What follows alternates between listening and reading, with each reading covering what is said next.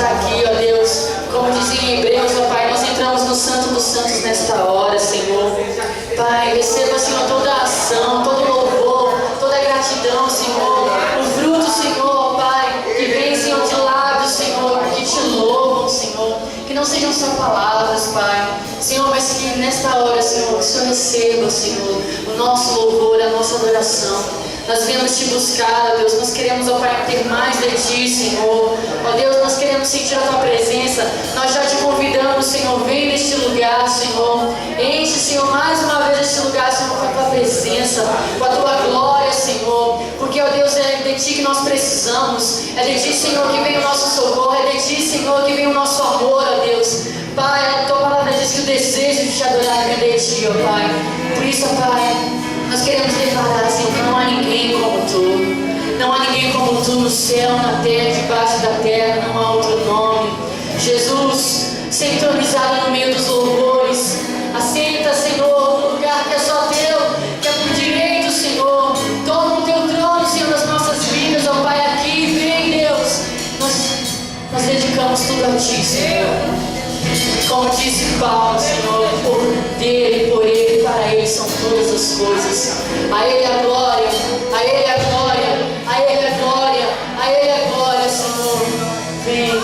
Vem, te adoramos, Senhor. Te adoramos.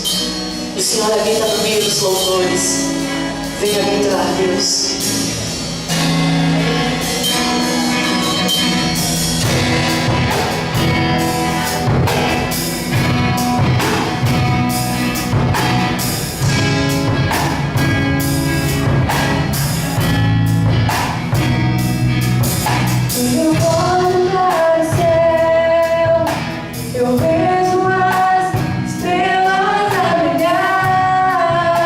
Me lembro de Ti.